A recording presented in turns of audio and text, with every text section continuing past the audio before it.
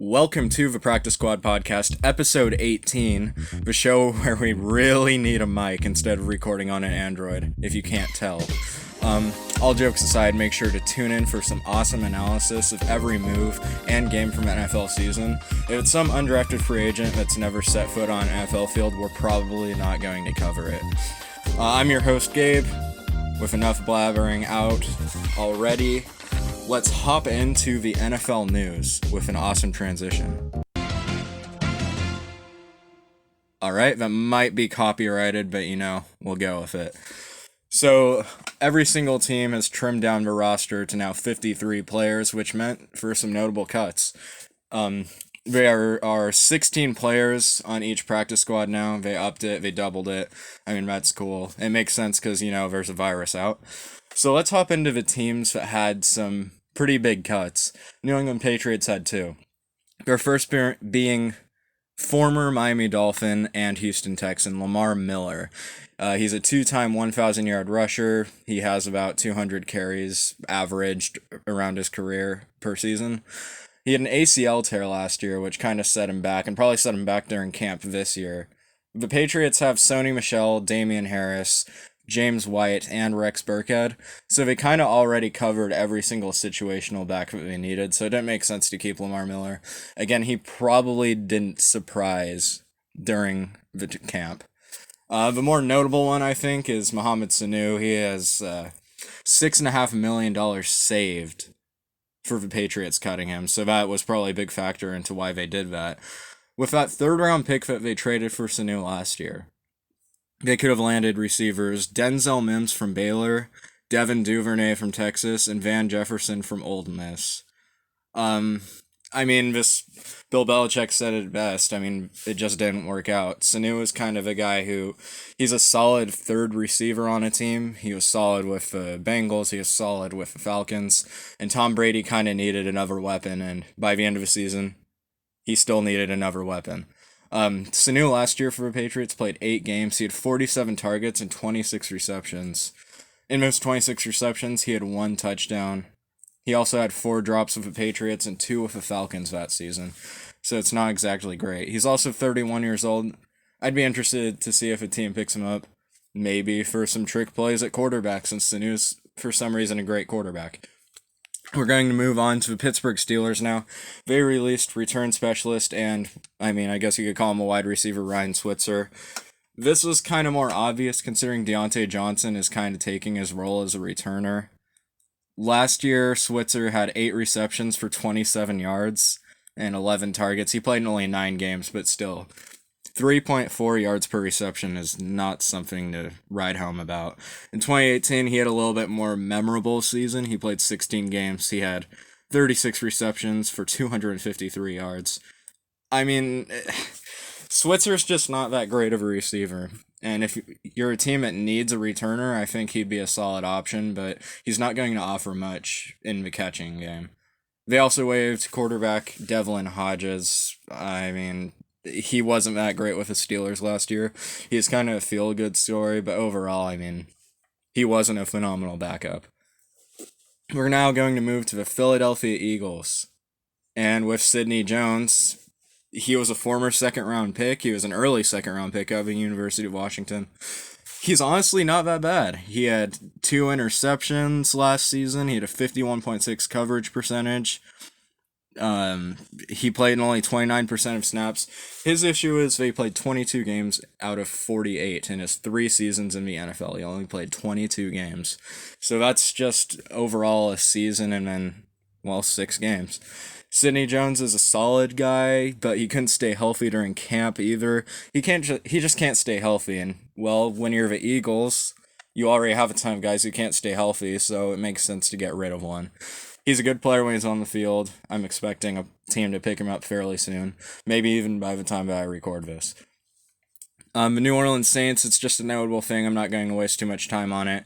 They kept 2 punters, Thomas Morstead, who's the guy that they've had for a while, and then Blake Gillikin, the undrafted free agent rookie, out of Penn State. It'll be interesting to see what they do with that. We're probably going to move Gillikin down to the practice squad, but it also may raise some questions. Is is he the next punter, and is Thomas Morstead out? A team would love to have Thomas Morstead. All right, now let's move on to the Miami Dolphins. They released Josh Rosen, a former first-round pick. He's entering his third year in the league, and he was behind Ryan Fitzpatrick and Tua Tagovailoa. So it didn't make a lot of sense for Dolphins to keep him. I'm the guy who says that Josh Rosen has not had a lot of chances. And the chances that he has had, I mean, he is with the Arizona Cardinals, who had nothing around him. Steve Wilkes was not a great coach. And then he goes to the Dolphins, where, well, he doesn't play that much, and Ryan Fitzpatrick plays pretty well. So, I mean, he wasn't going to start on the Dolphins, and they cut him, and he got signed, picked up by the Tampa Bay Buccaneers practice squad. This is a great place for him. Bruce Arians is a really good quarterback coach, and now he's going to be practicing with Tom Brady. I mean, if there's a guy that you'd want to take knowledge from a game at the quarterback position, Tom Brady would definitely be on top of the list. I mean, he's 43. He's all the experience in the world. He's just so smart when it comes to football. He's a winner. Josh Rosen may pick up a few things, and then next year he might pick up an opportunity as a backup, and then he'll develop into there and maybe even a starter. So the Denver Broncos released Todd Davis. This is kind of old news. He's their linebacker. He won a Super Bowl with them. He's a great tackler. He's just not a great coverage guy. He had 126 tackles last year, but when you're the Broncos, you're running two middle linebackers because they usually run a 3-4. They have Josie Jewell already, Alexander Johnson, Mark Barron, and they acquired Austin Calitro. Now, all these four guys are great tacklers. They're really good at stopping the run. In the passing game, I don't see a single one that's really great at covering. Todd Davis isn't either, but it saved Denver some money. They got younger from it, and they didn't really need Davis. He'll probably get picked up by a team. Next is the Washington football team. Yes, the football team. They still don't have a name. They released Adrian Peterson, and that move kind of makes sense. I mean, you can check out their Instagram where they were getting super hyped up about Adrian Peterson just to get cut the next day. That should have been on the screen. They have Bryce Love, Antonio Gibson, who they drafted, and Peyton Barber, so it made sense to move on from AP, especially when you're a team that's probably not going to contend. You want to see what Bryce Love has, especially when he's healthy. You don't see that a lot. And also Antonio Gibson, who's kind of a gadget guy at receiver and running back, but they do seem to like him at running back. It's going to be some sort of committee. So then Adrian Peterson goes to the Detroit Lions, where we have Kerryon Johnson and a not-so-healthy DeAndre Swift, along with Bo Scarborough and Ty Johnson. So the reason why this move doesn't make a lot of sense to me is that what the Lions are kind of lacking is a receiving running back, because they lost McKissick. I'm pretty sure Kerryon can develop some sort of role like that. And then you'd think that DeAndre Swift is kind of a running back of the future where he might be a workhorse. But Adrian Peterson getting thrown in the mix, if you're a fantasy owner, I would not want to really buy into that backfield unless DeAndre Swift is sliding. Because they don't have a lot of hope in Kerryon. He hasn't been able to stay healthy, but when he's on the field, Kerryon Johnson is actually a pretty good running back. It's gonna be weird once DeAndre Swift comes back full health, because he might just take over the backfield, but I feel like that's not very likely. Matt Patricia is a guy that really loves running back committees. Adrian Peterson should be a factor, but then again, the Lions are a rebuilding team as well, and they have two young running backs. Hell, they have four young running backs. I feel like only two of them are really going to be impact players. Now it might just be one with Adrian Peterson signing. And then the last cut is from the Seattle Seahawks. They released Shaquem Griffin. The Griffin dynasty is over in Seattle. Shaquille is there still, obviously. Shaquem, he's a really good feel-good story. I mean, he doesn't have a hand, and he somehow made it to the NFL. He is super dominant in Central Florida, which is just something that, I mean, no one else can really do. He's fast. He's a freak athlete. It's just he can never really find his footing in the NFL. And, I mean, the Seahawks kind of have a surplus of edge rushers where we don't really have a lot of premier ones. So, I mean, you could have seen this coming. Griffin hasn't really performed. He's been mostly a special teams guy. It's sad to see, and we'll see if another team picks him up. But out of these other guys that I've talked about, he's probably one of the least likely guys to. So with that out of the way, that really concludes all of the notable cuts. I know there's a lot of other cuts, and I mean, for certain teams, there's going to be, it's kind of, we're covering every single NFL team, so it's tough to really pinpoint every single cut. But with that, let's head over to.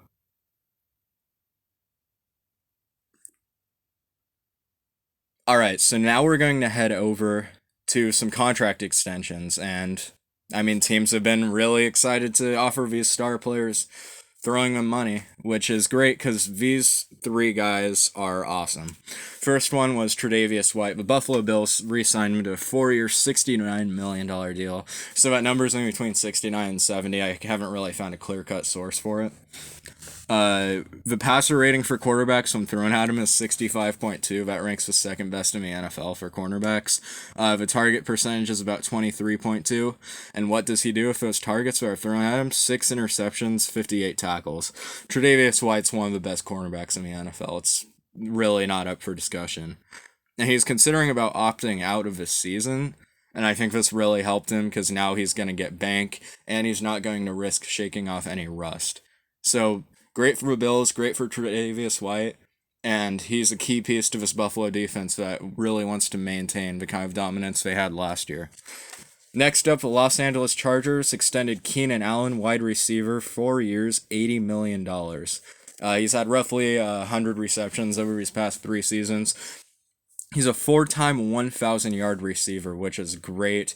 He's a guy who can make plays all around the field, and he's obviously the Chargers' number 1 receiver. He'll be Justin Herbert's best friend this year, and for 4 more years to come as he develops. Also, Tyrod Taylor, he's a game manager type of guy. Keenan Allen's a good security blanket along with Hunter Henry. So now moving on to the big one, yes, Deshaun Watson.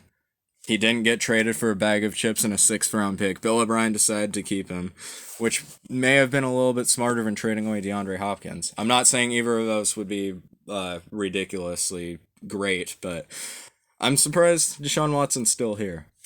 Not really. Okay.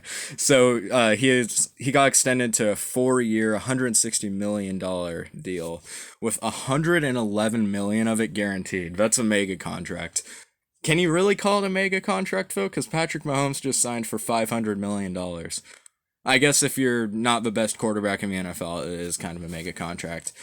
So he threw for over 3,800 yards last year, 82 rushing yards, which I'd expect a little bit more from Watson. But part of that is because his sack total went from 62 from 2018 to his 2019 total of only 44. He's improved his pocket presence a lot, and the Texans their offensive line has kind of gelled together more. They have more chemistry.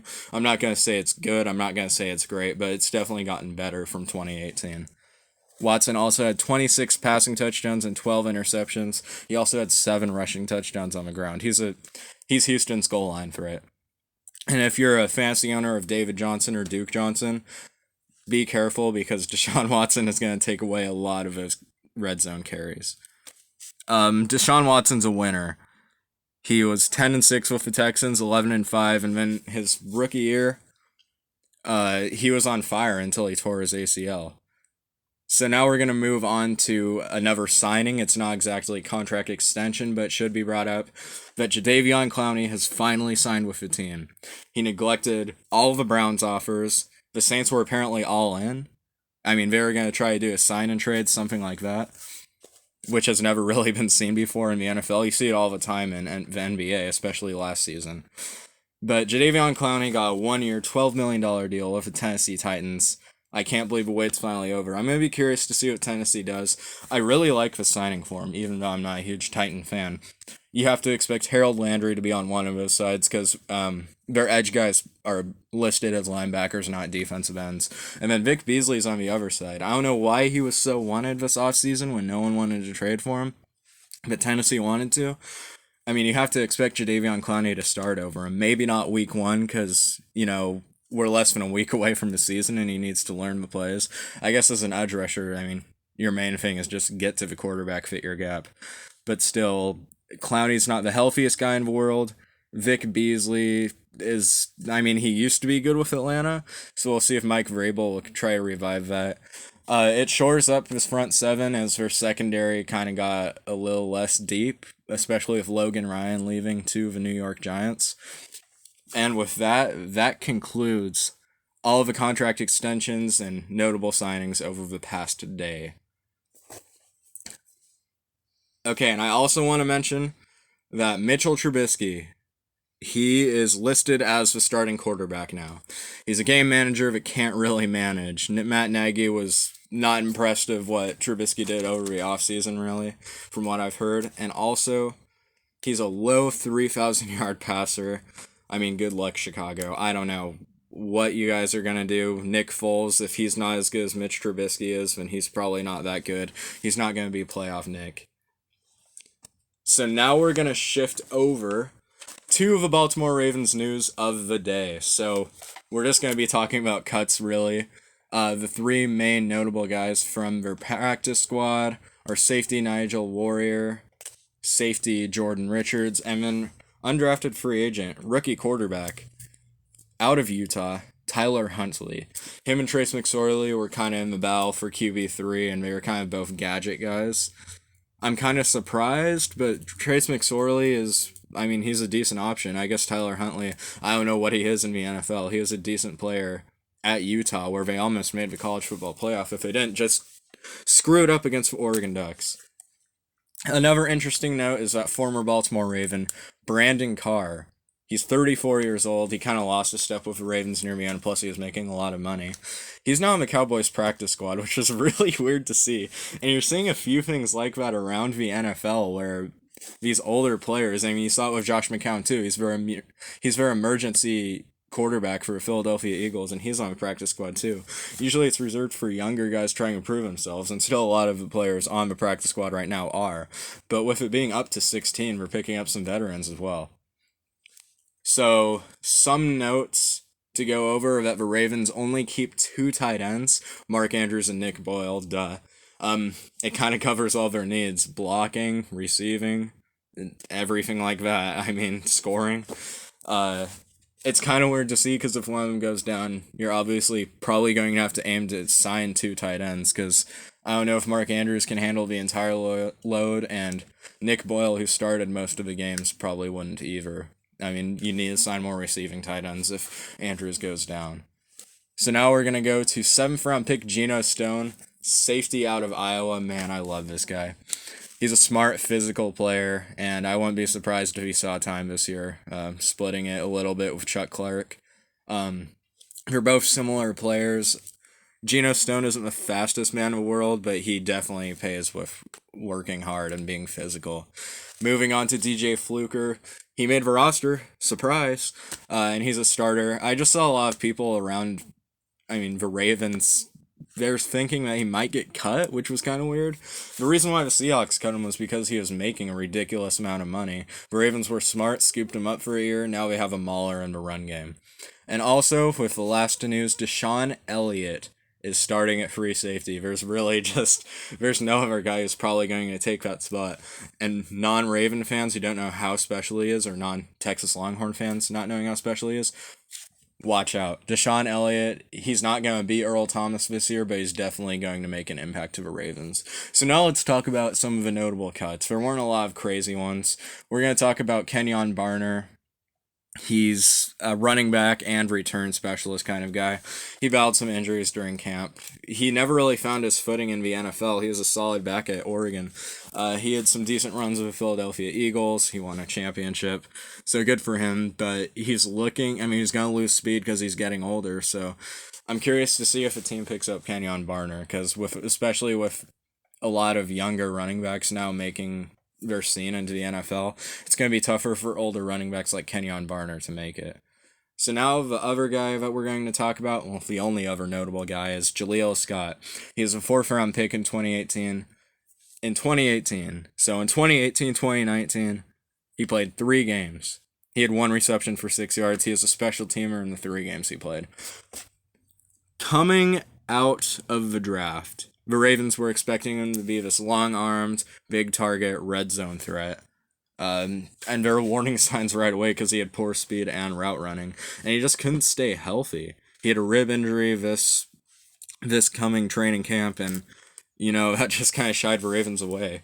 So when we're looking at that, we are now looking at our final Ravens receivers, probably, unless there's some injury. So we're thinking Willie Snead, Marquise Brown, Devin Duvernay, Miles Boykin. Those four, I mean, I guess for all kind of interchangeable, depending on how good Boykin has been doing. He's been making big plays this training camp. He also did last year, but he didn't get as much time on the field as we were expecting him to. And then you have Chris Moore and James Prochet. One day I'm going to get his name right, hopefully when he's winning a Super Bowl. Chris Moore is kind of a returning guy, so is Willie Snead, so it made sense that Kenyon Barner wasn't going to make it, and Jaleel Scott was not going to make it either. He's just not that fast as a receiver. So with that concludes all the Ravens news for today. And with that also concludes Practice Squad Podcast episode 18. Thanks for listening, and stay safe.